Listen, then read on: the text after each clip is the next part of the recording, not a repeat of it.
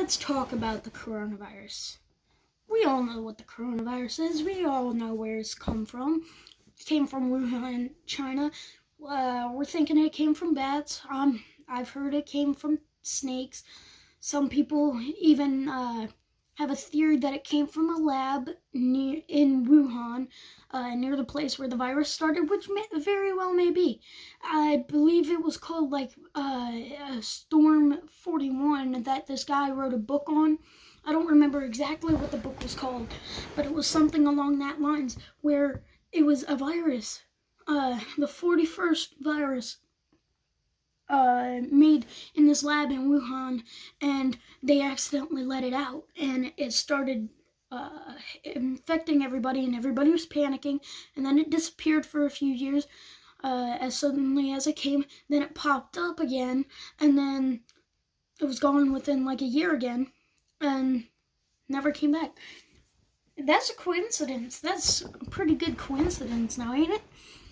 But is it though? Yes. You cannot assume that that person knew what was going to happen, because that was years ago when that book was written. That was all just made up. But the one way it could be true is if he had been in that lab. But I doubt it. So let's get back on the topic of the actual coronavirus. People are just going to the stores, buying up everything they can. We all know this.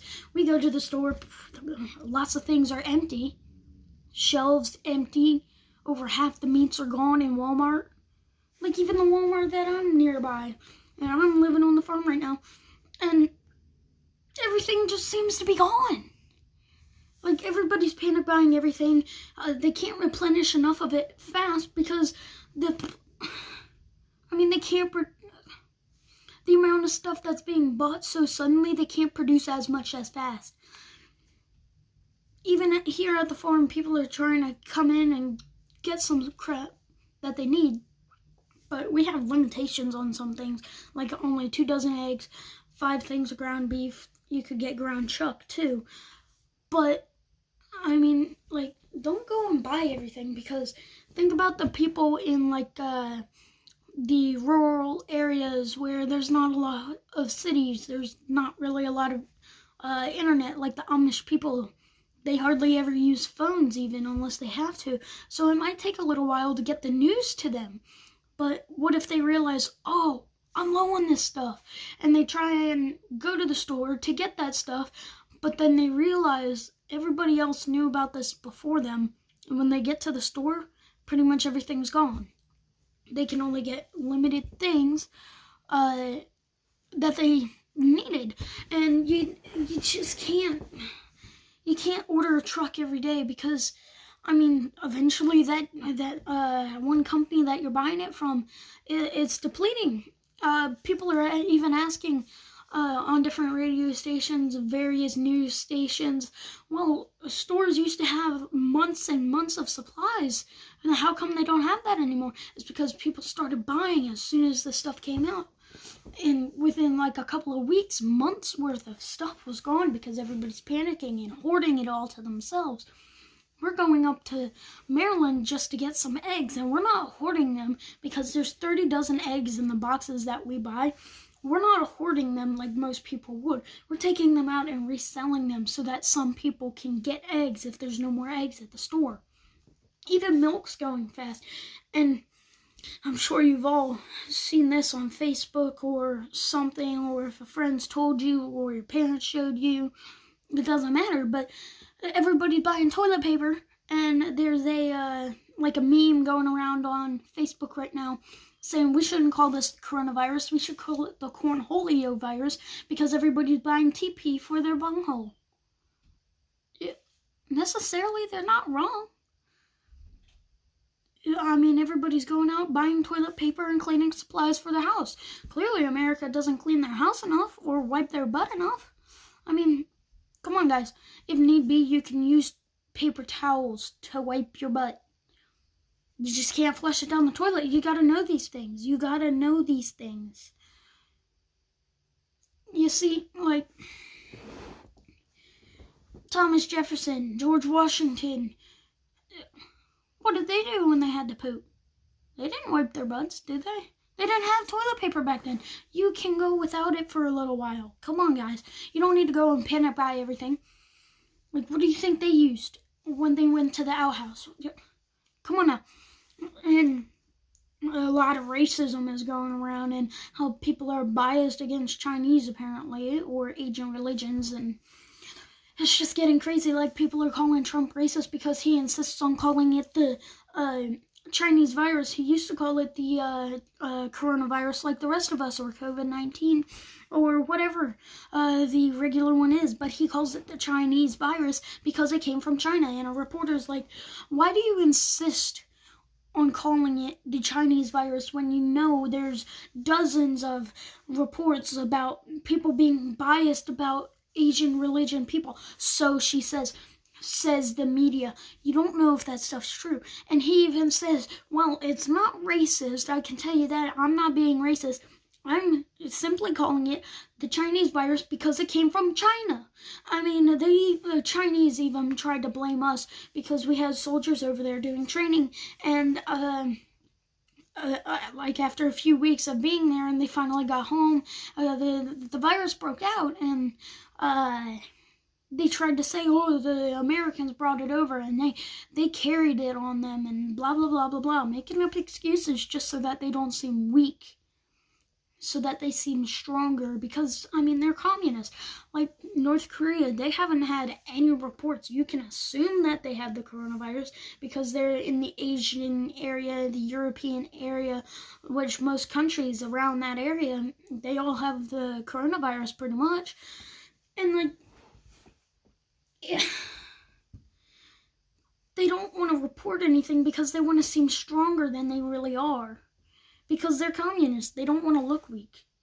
They want to try and take over and over and over. And then they also want to say it's racist for him to call it the Chinese virus because you're naming it after China. But look at Ebola. Ebola was named after a river in Africa, and we were originally trying to get it to be the Congo virus or something like that, because the Congo River, and on the side of the river there was a village called Congo, and so we tried to name a virus after that because the virus came from that little village. But then they found out there was already a virus sort of named after it, so they were like, oh, we can't do that. So they take a look at the Congo River, and then they see this river, I believe it's off to the left of it, and they're like, oh, the Ebola River, let's just call it Ebola. If that's not racist, then calling it the Chinese virus isn't racist. Because, I mean, they're both named after places. We've always named viruses after places they've originated. Like, the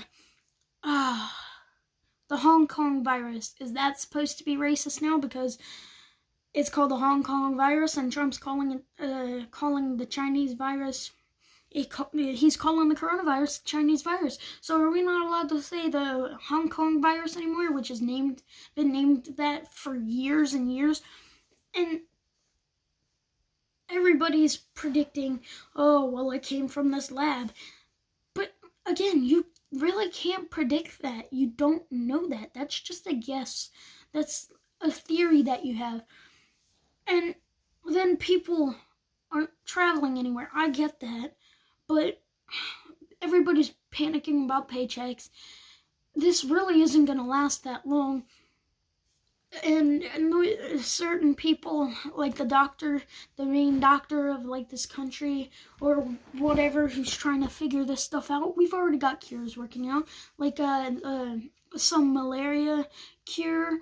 They're trying to work that out. They're trying to make sure it's approved, and then they're going to send it out as fast as they can, as fast as they possibly can.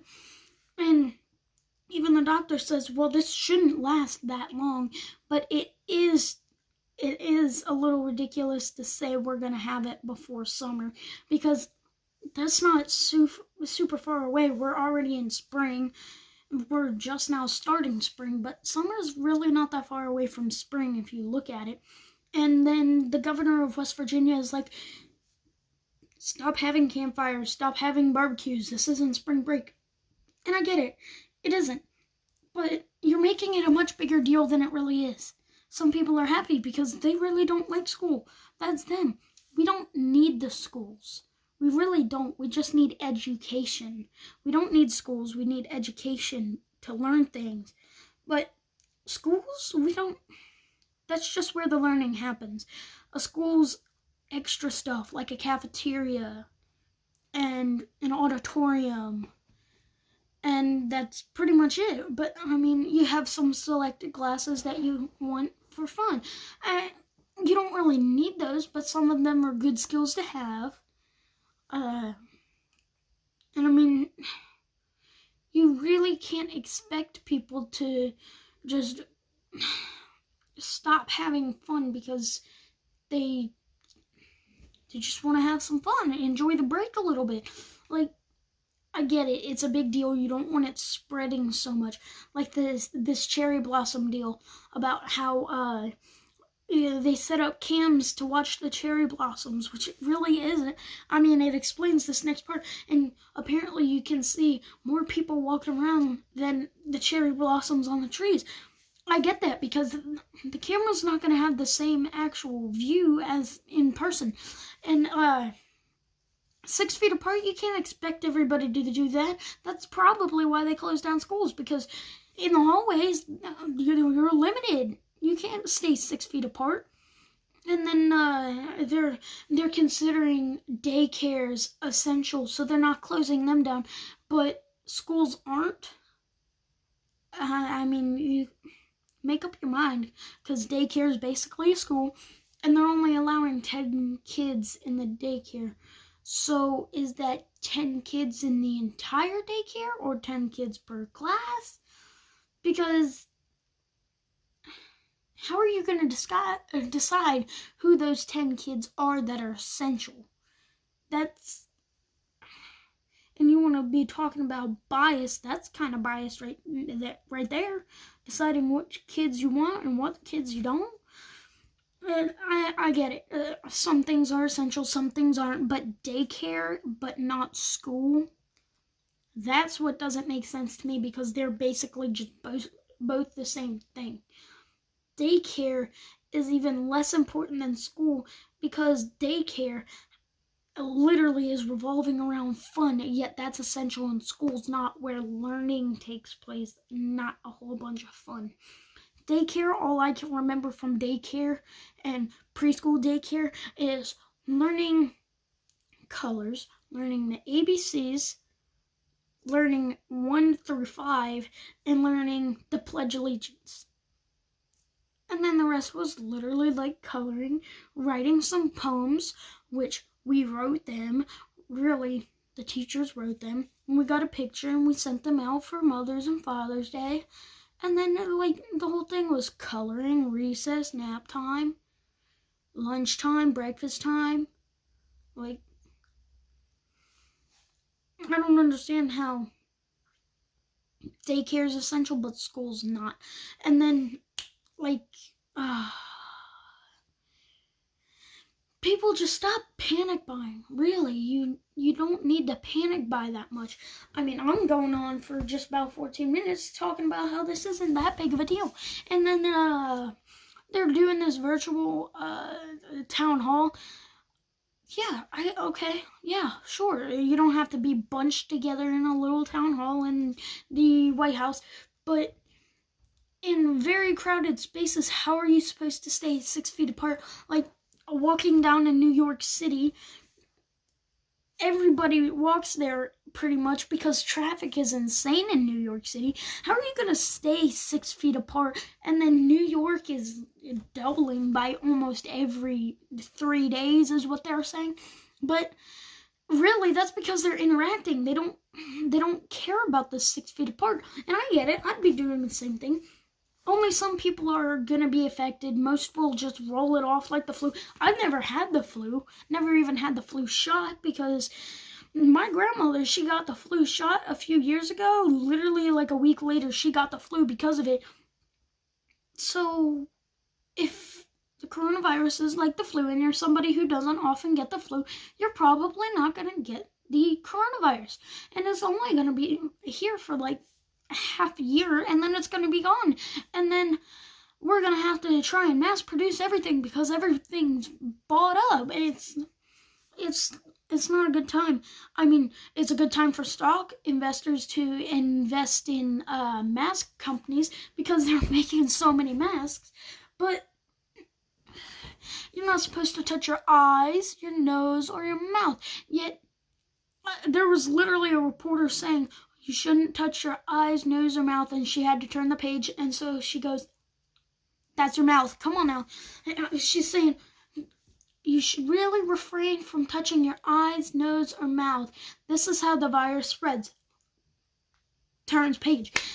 Come on now, lady. You're literally telling us not to do that, and then you go and turn around and do it. Like, what are you even trying to do? Alright, well, I've gone for about 16 minutes. Everybody take a chill pill and get through this. We'll all get through this, because we will. Over half the people who have caught the coronavirus have already recovered, so just relax. If you catch it, you'll most likely recover, unless you're old, you're young, or you have respiratory infection. So smoking's not a good time for all you smokers out there. You should probably take this as an opportunity to quit, whether it's cold turkey or even slow turkey, if you want to go by that. But that's how you get respiratory infections. I mean, come on now. This is a good time to quit smoking because